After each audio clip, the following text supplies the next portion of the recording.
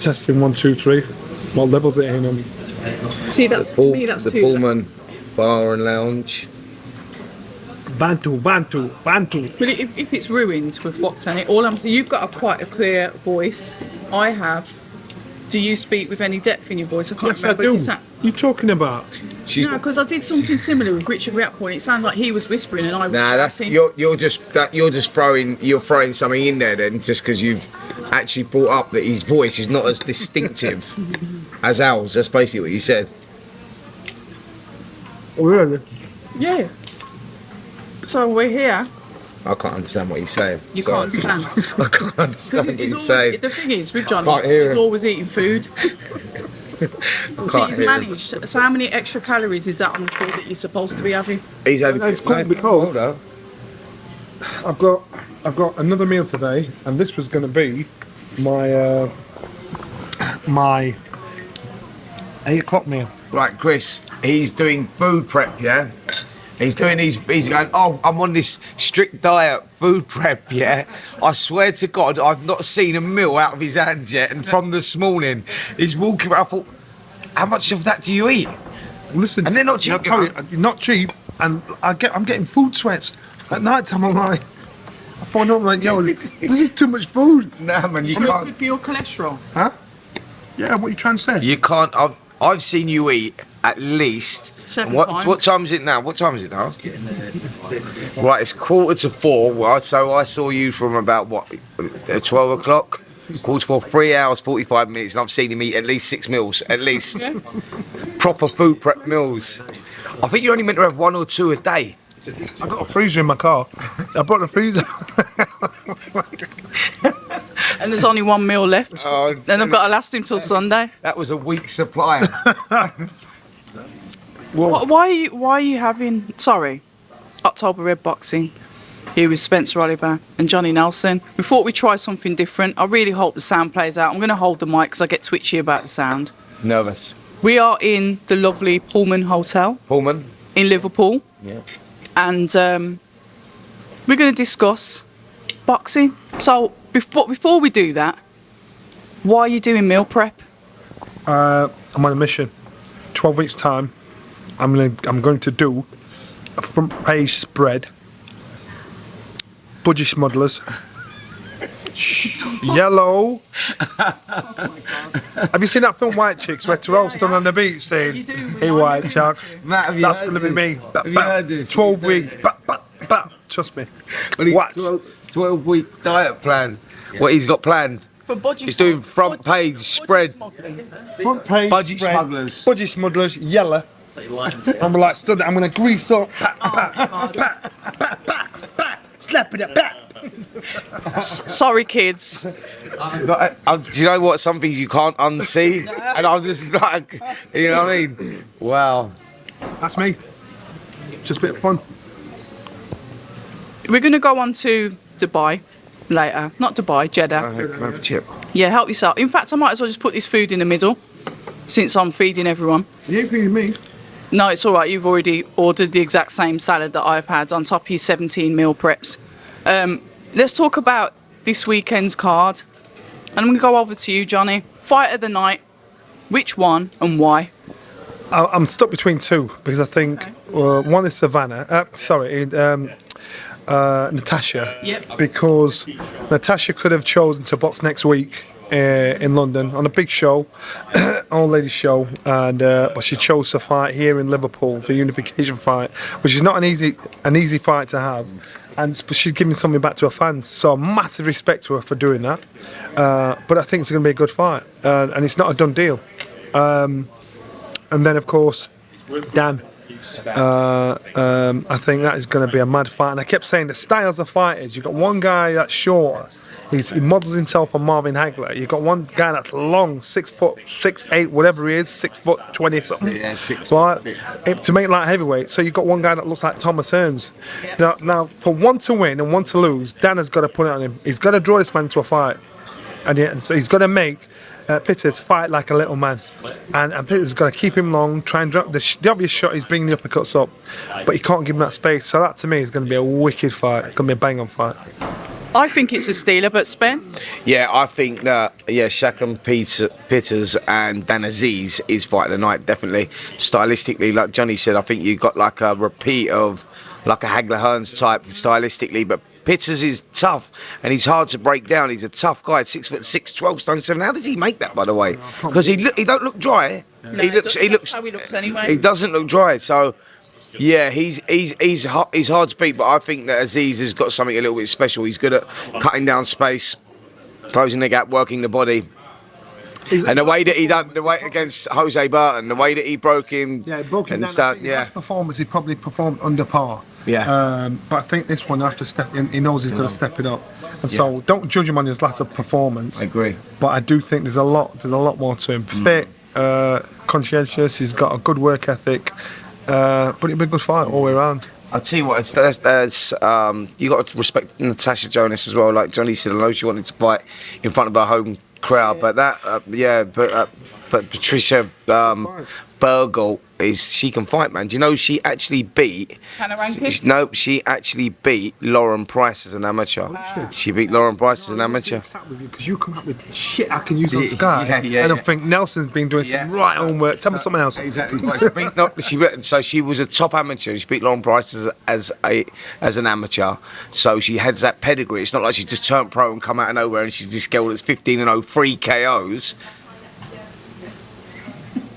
But she boxes well on the back foot. She's got great boxing IQ, and Tash likes to come forward, likes to have a fight, don't she? She likes to get inside. She's heavy-handed, but this girl utilises the space, man. She works well on the outside, likes putting those shots together. It's a tough fight, to be fair. It's one of those fights you go, whoa, you didn't really need that, if I'm honest. That's all that fight for. Yeah. So you got to respect her for that, like, you know, because so, and it's obviously she stepped up 3 weights, didn't she, to get to super welterweight. You know, she's boxed. I remember at one point in her career they wrote her off. They wrote her off, said she's done. She got the loss. Was it to Terry Harper? Before that, she got stopped. She lost Katie Price. And so that's the 3 losses. Terry No, Katie Price. Katie Price. But why are you thinking about Katie Price? You know where that come from, actually? The depths of your soul? Katie Taylor. Price. Where did I get Katie Price from? Anyway, yeah, she drew with Terry Harper, but I actually thought she won that fight. I thought she won that fight. Never got the rematch. No, never got the rematch. You thought it was going to be one of them ones that you go, she was way too good not to win a world title. And then when she won it last time against Herms. That's Herms. Yeah, so that was a sensational knockout, man. Like, yeah, and I think that this weight suits her.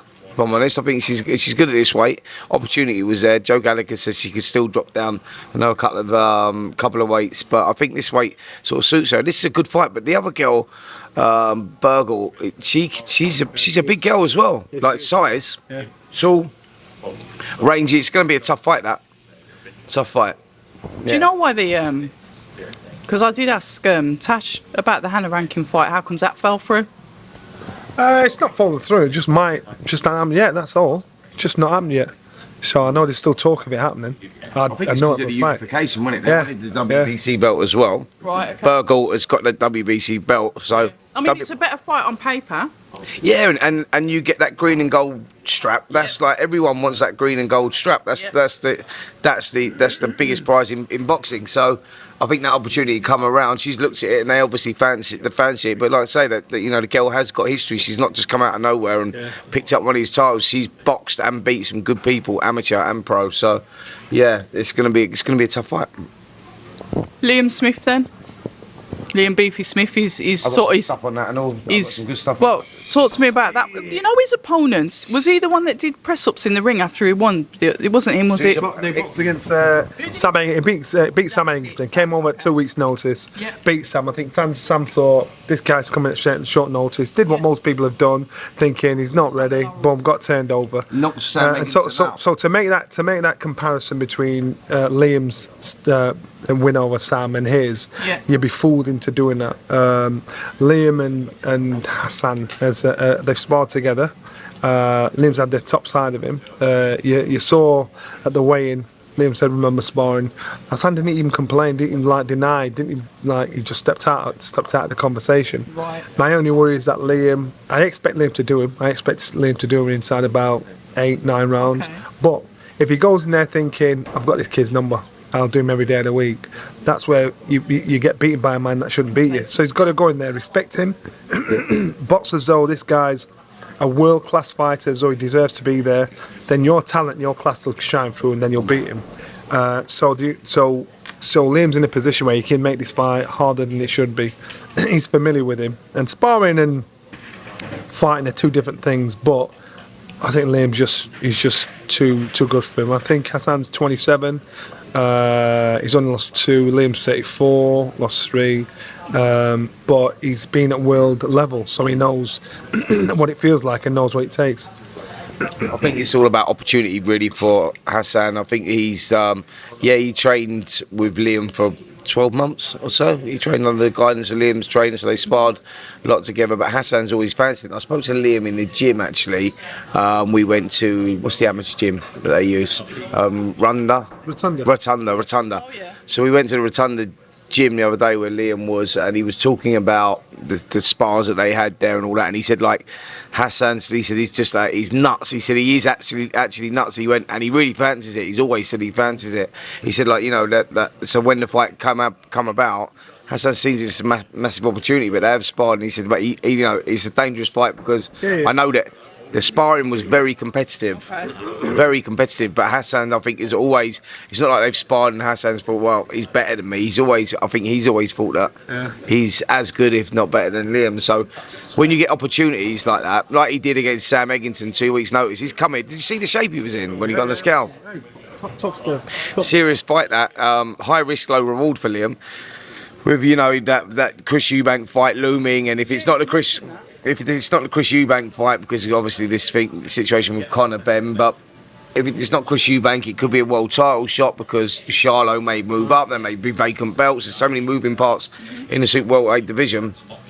It's a high risk fight because no one knows who this Hassan is, but so it could have been easy. It could have been easy to draft in another European, someone that looked with a padded record that he could have just blown away and just like used as a tick over fight. But this is actually a serious fight. That top of the bill, man, that could be that's a great fight. Brilliant fight. I'm looking forward to seeing Adam Azim as well. I like that kid. I think he could be the superstar of British boxing. He could be the future of British boxing. You look at him physically; he prepares like he's fighting for a world title. It's like this level, he'll blast kids out. Yeah. Because he's prepared. He's crossed everything that needs to be crossed. So at the moment he'll do that, and he's got great aspirations in saying, I want to be a British champion.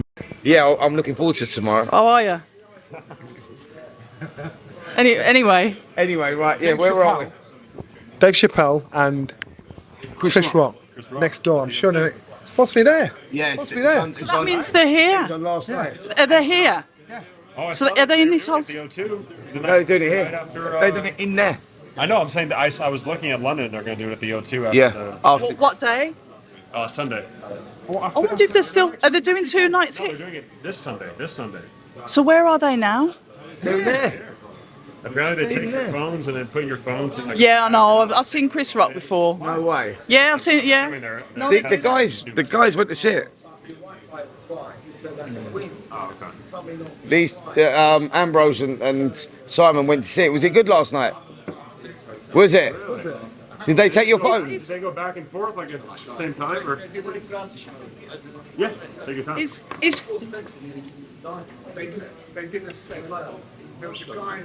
Oh, you know you're on camera. This is on camera, so you're not going to ghost. We're having a discussion. About what? What the weather's like? What was it like? Was it good? Oh, it's unbelievable. Just one of the best evenings of my life ever. Did they take your phone off you? Oh yeah. Yeah, they do that. They do. Fantastic. But on there, in that little pouch, give you the pouch back. When you come out, there's a squad of people. We didn't even get held up. It was so Well organised. Really, How many really. people were there? How many people? Yeah. Are they still here? No, They've gone. they're in. Birmingham. Birmingham and then they're going to London. Yeah, thought so. I've missed him then. But, oh, he loves the chicken wing. Yeah, he's. Not with all that chili up there. Now I take that off. So here we Not are. a real man. So the last bit cut out because the battery went. Yeah. You know, So we're going to carry on, and yet still Spencer's still eating. Anyway, whoa. viewers, this is the lovely. Hold on, I need to introduce Ambrose. Everybody, need an can you? introduction. Can you? He's the godfather. I know who he is. Yeah, but he's only come here because of my chicken wings. That's the truth of it. He's a chicken wing beef. This is true. Well, that's 3 cream crackers in 1 minute. hello? Ambrose is in the Guinness Book of Record for it. For He 3 cream owns- crackers in 1 minute. Yeah. Does that mean your mouth's got to be empty? Is that hard to Yeah, do? yeah, absolutely. You can't. It's impossible. What do you mean? How? What's a cream cracker? Cracker is the square Jacobs. Can you wet your mouth with water? Is that like No. a Popeye's biscuit? Like what? What's a Popeye's biscuit? They say you can't eat. It's about Oh, Jacobs. the old Jacobs. school. Yeah, Used it's to have about that big. Crackers and cheese. Cracker is about that big. Eat Crackers, three of you know them in the a square minute? A things. whole minute. Why is that difficult? I tell you what, so you can have 2 minutes. Why is it difficult? Because they're as dry as hell. Oh, it's dry. Interesting. Yeah. But most, You know that saying, cotton mouth? I reckon Mo Yes. fancies it though. He thinks he can do I this. can do that. I can see it in his eyes. So He's a very confident young So what man. we'll have He's to ready do, go. what we'll have to do is to go and get some. They'll have some here, won't they? I'm not shitting you. He's in the Guinness Book of Records. 2 crackers. 3 crackers. 2. Let's hope my kids don't put that as my. On your legacy. Yeah. On your eulogy, Do they, sorry. do they taste bad too, or? They're all right. There's no real taste to taste them. good. They're just. I tell you what, Mo, you're fancying him. I'll give 100 quid to charity if you can eat 3. Can you- I'm going to buy some. Can you just give 100 quid to me? I'll do it. I bet you I can eat 3 and do a full fight announcement after eating them. I tell you what, There's a challenge. I got £1,000 since you can't. That's 1,000 quid, right? £1,000. £1,000. £1,000. I'm going to buy some, bring them here tomorrow night. Let's do it. I'm going to buy some Jacob's cream crackers. $4,000. Is this shit gonna kill me? Like, is this a joke? No. No. They're just really dry. All right. Really, So really people that dry. are watching this just now, trying to figure out people that are what's watching Y'all this, have a lot of fun over here. people that will be watching this will be going, there's no way this dude is going to eat 3 crackers. Hold that, because I need to make. Because you're so tall, No, I free. don't even know if you're in the. Hold that for me. 3 in a minute. Hold that. In a minute. 3 in a That's like minute. 20 seconds every cracker. I'd go a stage further and say it. Can I eat them all at the same time? You can eat it whenever you like. Put them under your armpits. Whatever. But before we go, this is Ambrose Mendy, a veteran, an original in boxing. Nigel Ben's original Look how fresh manager. fresh his face is. What can I say? What can you? You can say a lot, but I know you won't. What can I say? What Chris Eubank would say? The facts speak for themselves, and the fact is, I am the man. Who'd have thought he does impressions as well? There you go. You know, very good. you got to have fight camp the night before. That's the way they do it in the good old US of A. Spencer's down there. That wasn't a public offering beforehand. What's that? You know what's going to happen now, didn't you? Go on. You're going to forget yourself and touch the corner of your eye. No, I'll never do that. And then Go you'll to be the doing your toilet Stevie for a week. Wonder. I'm not. I've done that before. Have you? Nando's, chicken, extra hot, go for wee wee. Shit, Really? that burns. What? What burned? What burned? What You having a part- wee? What part did you hold though? Did you hold? He's saying we. You having a wee, man? What part did you hold though? This conversation could go really bad. Can you? You know what I mean? Did you hold the end bit? I have My- From the shotgun. We're talking Mr. Nelson here, man. You know what I mean? And we're running live.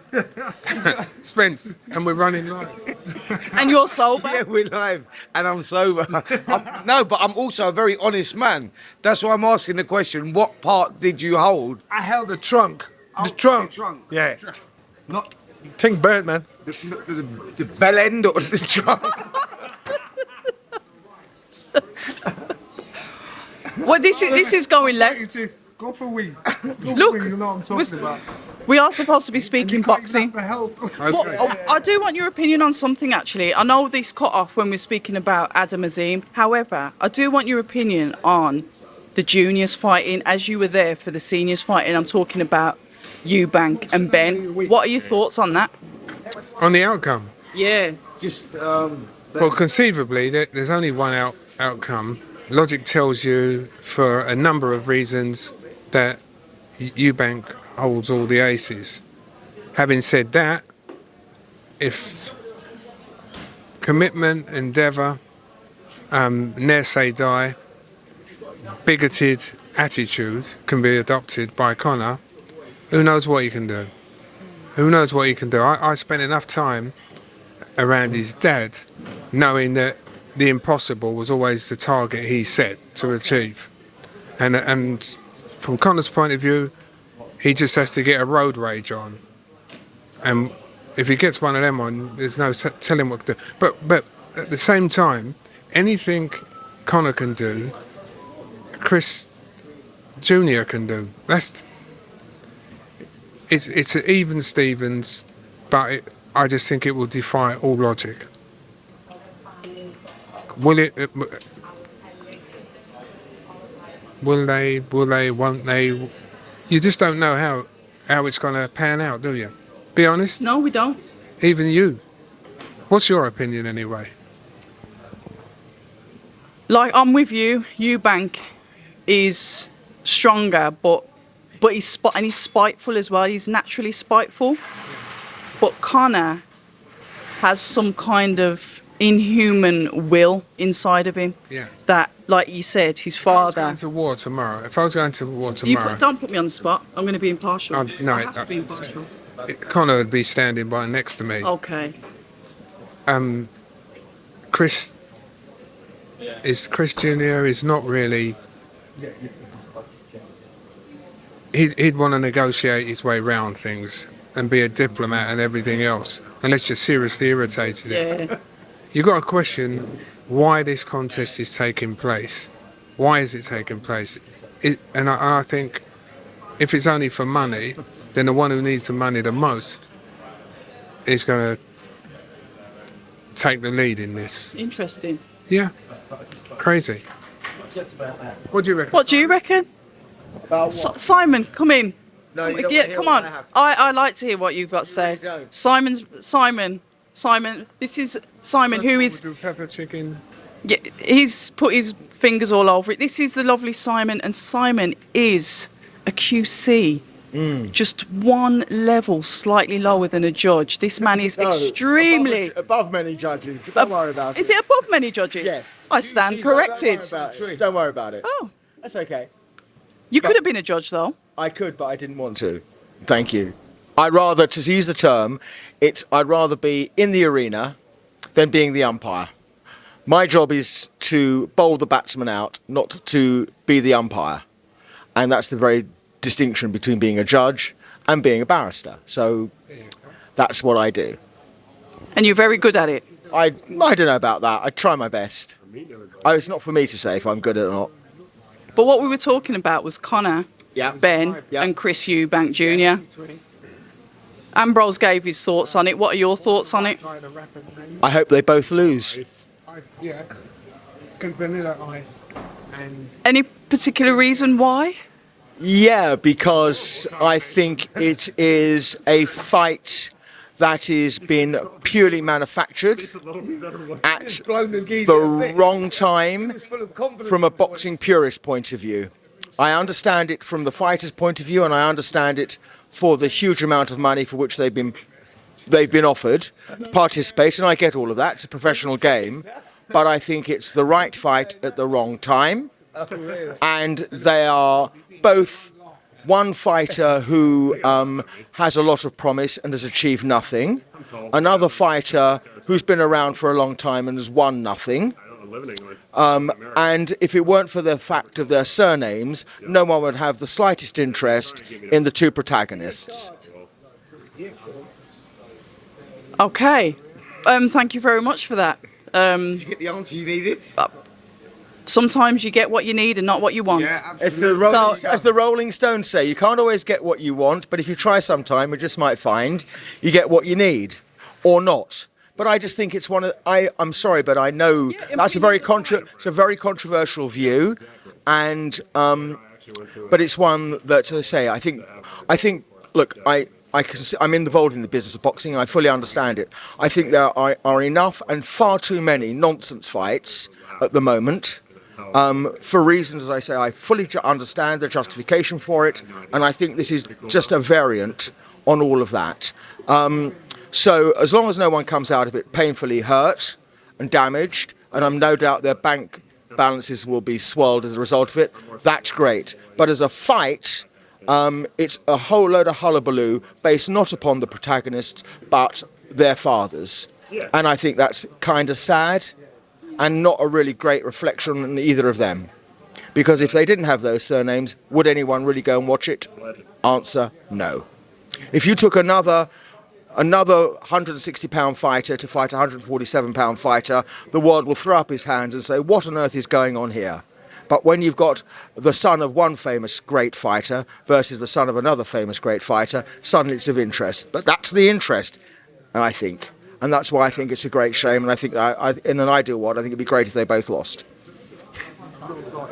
There you go. I admire honesty, I really do. And what you're saying makes sense, because I am one of them that watched their fathers, and it's carrying that legacy on with the names, and now their sons are fighting. Even say, for example, it moves down to the grandkids. It's just something that is very reminiscent of the old, but I do understand what you're saying. I mean, I was there when their dads fought, and I know Chris Senior very well. And Nigel well, and they were exceptional fighters. And there was a genuine, they were both at the same level. Is the point? Both at the same weight. They were both world title holders. They were both extraordinary fighters, and it was a genuine malevolence between the two of them. Yes. This is manufactured, and that's the point I'm trying to make. Look at Chris Senior's background. Chris Junior's had a very, very privileged background. He's not like his dad. And Conor has had a very different upbringing to his father. Yeah. So it's all that. Sorry, that's all right, mate. Sorry. No, I'll be back. Pleasure to meet you too. And that's the point, and that's all the point I'm making. So I get it all, but I think it's. I think they're great. I would actually like to see Chris Jr. I'd like to see Chris Jr. fight Liam Smith. I'd like to see Chris Jr. fight for a world title and win a world title at his given weight, and then see what other games he wants to play. And I'd like to see him do it that way around, because I think he really does. He's been around for a long time. He's not a baby anymore. And he's unfortunately come up short on the real fights where he was tested, and I would like to see him put that right first before he takes on a fight purely for the money, which he's been very relaxed about, and I think has come across very well. And I think I'd like to see Conor fighting at his own weight and find a route to get up to fight for a genuine world title. And when they've both achieved that, then we can look at it, and perhaps it'd be a different fight in a year or 18 months' time. It's interesting that you say that, because when I spoke to Chris Jr. and I said, you mentioned, that you haven't seen your father, etc. One of the things he said is that his father didn't want the fight to happen yet. That was one of the disagreements or conversations that they'd had. But I think obviously Dad's come round now, because Dad's going to be in the corner. But kind of reflecting on that, it sort of like marries what you've said, albeit I haven't spoke to his father and got his reasons why he wasn't too happy about it to start with. I think that just because if it happens and Senior is in the corner doesn't necessarily mean he agrees with the fight taking place. These do not confuse or conflate these two things. But Chris Senior, at the end of it all, is a purist. in boxing terms, and that's, I think, those are the eyes through which he sees this. The other thing is as well that you have to remember that Chris was in a fight which had terrible consequences, not just for Michael Watson, but psychologically for Chris himself.